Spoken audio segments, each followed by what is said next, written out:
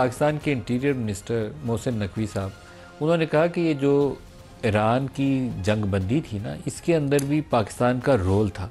तो रोल को फर्दर वो डिफ़ाइन करते हुए कहते हैं कि इसके पीछे वर्दी थी, मतलब पाकिस्तानी फ़ौज ने उस सीज़ फायर के अंदर एक रोल अदा किया। सुन लें, फिर इसके ऊपर बात भी करते हैं। ये जो आपको ईरान के साथ सीज फायर नज़र आया है और ईरान को एक कामयाबी नज़र आई है, इसमें प्राइम मिनिस्टर साहब का बड़ा रोल है और इसके पीछे भी वर्दी है। सर, ये बड़ा जुमला तो बड़ा अच्छा सुनने में लगता है, लेकिन इसके अंदर बहुत सारी जुड़ी हुई कंट्रोवर्सीज़ हैं। एक तो उन्होंने कहा कि जो सीज़ फायर हुआ है, जो कामयाबी मिली है, दो चीज़ें हो गई, इसके अंदर इसके पीछे वर्दी है। तो हमने क्या ईरानियंस की मिलिटरीली कोई सपोर्ट की सारे अरसे में? एक तो था डिप्लोमेटिक स्टांस लेना कि आपने कहा कि इलीजिटमेट था सारा एक्ट, तो हमने उसको प्रिंसिपल पोजीशन ले ली, लेकिन दिस स्टेटमेंट इज़ डिफरेंट। नहीं, दिस स्टेटमेंट इज़ एक्चुअली, इसको इस तनाज़र में देखा जाए कि एक कलेक्टिव एफर्ट था, एक सिनर्जी के साथ। उस टाइम पे फील्ड मार्शल साहब अपने ऑफिशियल दौरे पे थे अमेरिका, और वहाँ पे फिर जब लंच हुआ तो ये उस हवाले से जोड़ा जाए, उस तनाज़र में देखा जाए। लेकिन इसका ईरान की कामयाबी में फिर उसका दोबारा स्टेटमेंट प्ले करिए एक दफ़ा, मैं कंफ्यूज ना हो रहा हूँ। ये जो आपको ईरान के साथ सीज फायर नज़र आया है और ईरान को एक कामयाबी नज़र आई है, इसमें प्राइम मिनिस्टर साहब का बड़ा रोल है और इसके पीछे भी वर्दी है। सर, कोई कन्फ्यूजन नहीं है। मैं तो उसको इसी तनाज़र में देखूंगा, क्योंकि ये on the floor of the house Ishaq Dar साहब ने ये बात की थी कि हम इरानियन से बात कर रहे हैं और हम उनको दोबारा जो है सीज़ फायर और नेगोशिएशंस की तरफ हम चाह रहे हैं कि हम मीडिएट करें इस तमाम तर मामले को। और बिल्कुल पाकिस्तान ने वो रोल प्ले किया, जिसका जिक्र खुद इंटीरियर मिनिस्टर साहब कह रहे हैं कि वज़ीर आज़म का बड़ा किरदार है। और उसमें और उस टाइम टाइमिंग ऐसी थी कि वहां पे जब लंच हुआ, ये मेरी तो खैर रीडिंग ये है। और मैं आपसे सर पूछूंगा, क्योंकि इंटीरियर मिनिस्टर हम ना एक टिपिकली वो शहाबनामा जी पढ़ा होगा, मैंने भी पढ़ा हुआ है, तो उसमें 65 और 71 की जंगों में बाबे आ जाते थे, वो जो गोले पकड़ के ले जाते थे। तो आज इंटीरियर मिनिस्टर ने, वो बैठे हुए थे ना साथ मजहबी लोग, तो आज भी उन्होंने वो क्रिश्मात बताए हैं कि वो कैसे क्रिश्मात हो। बताओ भाई, प्रोफेशनल एयरफोर्स ने एक ऑपरेशन किया जिसमें 6 जहाज उनके मार गए, लेकिन आज भी उन्होंने उसके अंदर वो 65 और 71 वाले बाबों को दोबारा ले आए थे। लेकिन सर, ये कामयाबी ईरान वाली के अंदर हमारा क्या रोल था? मेरे ख्याल में विद ड्यू रिस्पेक्ट उनको ये नहीं कहना चाहिए था, क्योंकि अगर तो हम प्योरली उनके वर्ड्स की उस पर जाए ना, तो उसमें ये है कि कामयाबी तो हमें सीज फायर की बात करनी चाहिए थी ना। तो कामयाबी का लफ्ज़ क्यों बोला? कामयाबी का तो मतलब फिर जंग में कामयाबी है ना। हाँ, तो वो उसकी इंटरप्रिटेशन तो फिर वही बनती है। और इवन मेरे ख्याल में उनको ना ये दोनों चीज़ें एक ही सांस में कहनी नहीं चाहिए थी, क्योंकि अगर उसका कोई और मतलब भी निकाला जाए तो विद ड्यू रिस्पेक्ट सर, उसमें भी फिर हमारी जो पॉलिटिकल लीडरशिप की पोजीशन कॉम्प्रोमाइज होती है। तो मेरे ख्याल में उनको मेरी इंटरप्रिटेशन आपको कैसी लगी है कि मैंने जो आपने जान छुड़वाई है? नहीं, जान नहीं छुड़वाई। मैं सच्ची बात कर रहा हूँ कि मतलब फ्रॉम ए सिटिंग मिनिस्टर ये स्टेटमेंट जो है ना, ये हमारे फिर प्राइम मिनिस्टर ऑफिस की पोजीशन को जो है ना आदिल साहब सर, आदिल साहब, इसके अंदर दो चीज़ें हैं। एक तो उन्होंने कहा कि सीज़ फायर कराने के पीछे वर्दी है, एक उन्होंने कहा जो ईरान को कामयाबी मिली है उसके पीछे भी वर्दी है। वो अभी बाबों वाली कहानी नहीं मैंने पूछी, सिर्फ इन दो का बताइए, इसमें क्या रोल है हमारा? Nadeem, I agree with the AVM के हर स्टेटमेंट पे मतलब मुबाहिसा करने की भी ज़रूरत नहीं है। I don't know why it was necessary. और वो बाबों वाली बात मुझे भी बहुत अजीब लगी थी जो आप बाबों वाली बात करी थी। लेकिन जहाँ तक इस स्टेटमेंट का सिलसिला है, सच्ची बात ये है कि आई वाज नॉट श्योर कि ये एक इसका कॉन्टेक्स्ट जो सियाको सबाक है कि ये कुछ दोस्त बैठे हुए गप मार रहे हैं, उसका एक अंदाज़ा फ़र्क होता है, या ये जो है कोई इसमें कोई अंदर की खबर दी जा रही है, या ये ऑफिशियल स्टेटमेंट है from the ministry of interior.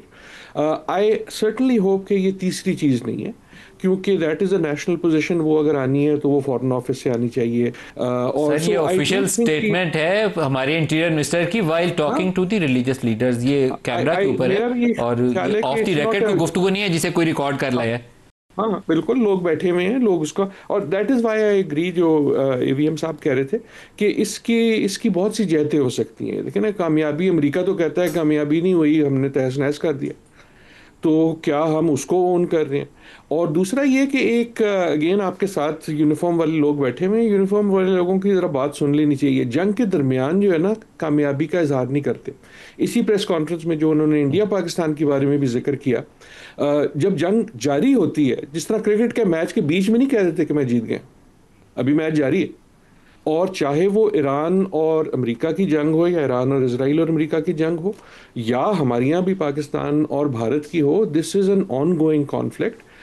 इसमें आप सीखते हैं, इसमें आप स्ट्रेटजी बनाते हैं, इसमें आप चौकस रहते हैं। लेकिन ठीक है, हमारे यहाँ वो देसी कुश्ती में भी तो जुगतें होती है ना, कि आप जुगतों से दूसरे को मार दो। So I am not taking this statement too seriously as a matter of policy. लेकिन आप ये बात सोचते हैं कि जो पाकिस्तान और इंडिया के दरमियान कॉन्फ्लिक्ट था मई के वो 6-7 से लेकर 10 तक, उसमें एक पॉज है, वो अभी ख़त्म नहीं हुआ, किसी वक्त दोबारा भी उसका ख़तरा भी मौजूद है? अनफॉर्चुनेटली आई एम श्योर कि दैट इज़ द केस। और ये हर चीज़ का केस है।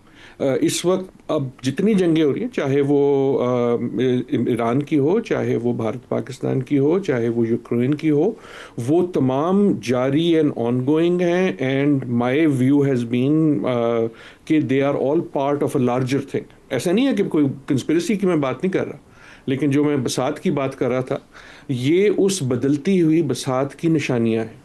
और ना सिर्फ ये जंगें ऑन गोइंग हैं, but the nature of warfare is changing. आप इन तीनों चीज़ों पे देखें कि बहुत सालों बाद जो मिडलिंग पावर्स हैं, पाकिस्तान हुआ एक केस में, ईरान हुआ दूसरे में, ये छोटी मुल्क नहीं है, उन पे जब इस किस्म के अटैक हुए तो जो एक्सपेक्टेशन थी कि जवाब क्या होगा, तीनों में वो फ़र्क आया। चाहे वो ड्रोन के हवाले से हो यूक्रेन में, चाहे वो एयर डिफेंस के हवाले से हो पाकिस्तान में, चाहे वो आयरन डोम के तोड़ने के हवाले से हो। देखें, इजराइल की पावर ओवरवेलमिंग थी। सरप्राइज ईरान की ये नहीं थी कि वो जीत गए, सरप्राइज ये थी कि आयरन डोम को उन्होंने बारी बारी ब्रीच किया। So what I am suggesting is कि not only war ongoing है, but the nature of war is changing. तमाम फौजें इसी वक्त, इसलिए आपको बड़ी इस वक्त एनर्जी नज़र आ रही है मिलिट्री थिंकिंग में, because they are all realising कि दी जो हमारे कवायद और असूल थे, जो सियासत के थे, वो तो तब्दील हो ही रहे हैं, लेकिन जो कवायद और असूल जंगों के थे वो भी तब्दील हो रहे हैं। चाहे वो ईरान इजराइल की तरफ से असैसिनेशन, वॉर बाय असैसिनेशन की बात हो, चाहे वो भारत की तरफ से वॉर बाय फॉल्स फ्लैग की बात हो। So there is a lot changing. सिर्फ जो मेरा आपका थोड़ा सा पुश बैक होगा, आपने ब्रेक से पहले कहा था कि बसात बिछी हुई है, मेरा ख्याल में बसात नहीं बिछी हुई। असली तो मसला ये है कि किसी ने बसात जो है वो उठा दिया। अब किसी को नहीं पता कि बसात कहाँ है और कौन से मोरे, ना सिर्फ मोरे कौन हैं लेकिन चालें कौन सी हैं। दैट इज वाई जिस दौर में हम रह रहे हैं, सही, ये एक सिर्फ तहरीक का दौर नहीं है, ये एक डेंजरस दौर है। बैरिस्टर साहब, आप क्या कहेंगे?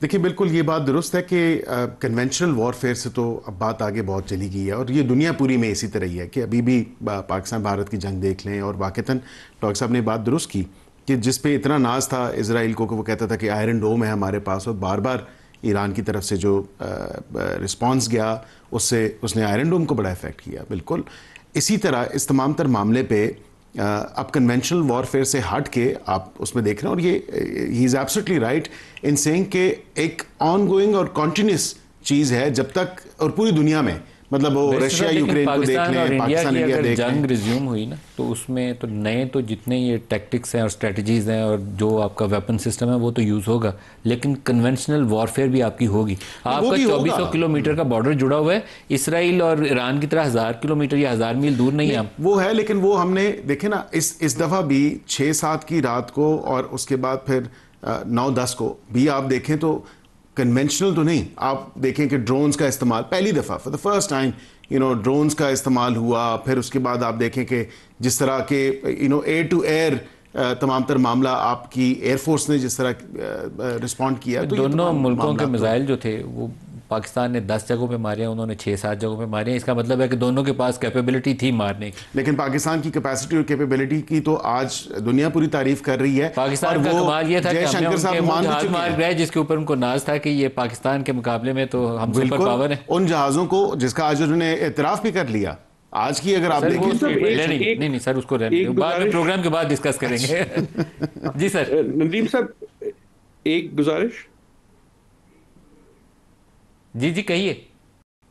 सिर्फ वेरी वेरी ब्रीफली, नई वॉरफेयर आने का मतलब ये नहीं होता कि पुराना वॉरफेयर खत्म हो गया। So you are exactly right कि कन्वेंशनल मीन्स भी रहेंगी और आई वुड अज्यूम कि नई अनकन्वेंशनल मीन्स भी आएंगी। मुझे खौफ ये भी लगता है कि जिस तरह इसराइल ने ईरान में लोग अंदर जाके बिठा दिए और फिर अंदर से ही ड्रोन हुए, सो ये सारी चीज़ें जब दुनिया देखती है ना तो लोगों के जहन में बड़े बड़े ख्याल आते हैं, हमारे भी आते होंगे। सो इट इज़ नॉट कि the new thing replaces the old, it only adds to it.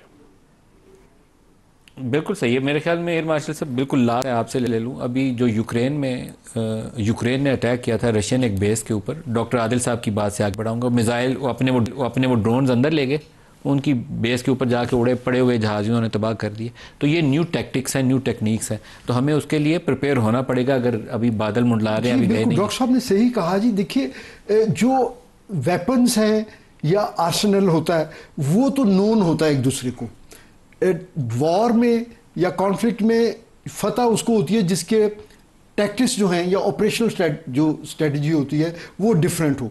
तो अब इस तरह की टेक्नोलॉजीज आ गई हैं कि आउट ऑफ बॉक्स जो है ना उसकी एप्लीकेशन हो रही है। जैसे इस पर्टिकुलर कॉन्फ्लिक्ट में आप देखिए कि हमने साइबर स्पेस को इस्तेमाल किया। ये इससे पहले पाक भारत किसी भी कॉन्फ्लिक्ट में इस तरह की चीज़ हम सोच नहीं सकते थे। और ना सिर्फ ये कि इस्तेमाल किया, बल्कि एक नॉर्मल कन्वेंशनल विजडम है वो ये कि जी इंडिया जो है वो इसमें AI में और कंप्यूटर साइंसेस में और टेक्नोलॉजी में, डिजिटल में, हर चीज़ में बहुत आगे है, ये समझा जाता है। लेकिन पाकिस्तान ने उसमें जो है एक बड़ी उनके ऊपर बढ़तरी हासिल की। तो इसका मतलब ये हुआ कि जंग की नेचर भी बदल रही है और उसमें मुख्तलिफ अवेलेबल ऑप्शंस की जो एक इनोवेटिव एप्लीकेशन है ना वो भी बदल रही है। आपको तैयार रहना पड़ेगा हर वक्त। हमें हर वक्त तैयार रहना चाहिए और हमें हर डोमेन में, यानी हमारे केस में हमें अंडर द न्यूक्लियर जो अम्ब्रेला है उससे नीचे एक फुल फ्लैज कन्वेंशनल वॉर और उससे नीचे फिर जो 5th जनरेशन वॉरफेयर के जितने शेड्स हैं उसमें हमें हर महाज पे तैयार रहना चाहिए। एयर मार्शल एजाज महमूद साहब, बैरिस्टर अकील, डॉक्टर आदिल नजम साहब, सबका शुक्रिया। आज के लिए इतना इजाज़त दीजिए। अल्लाह हाफिज़।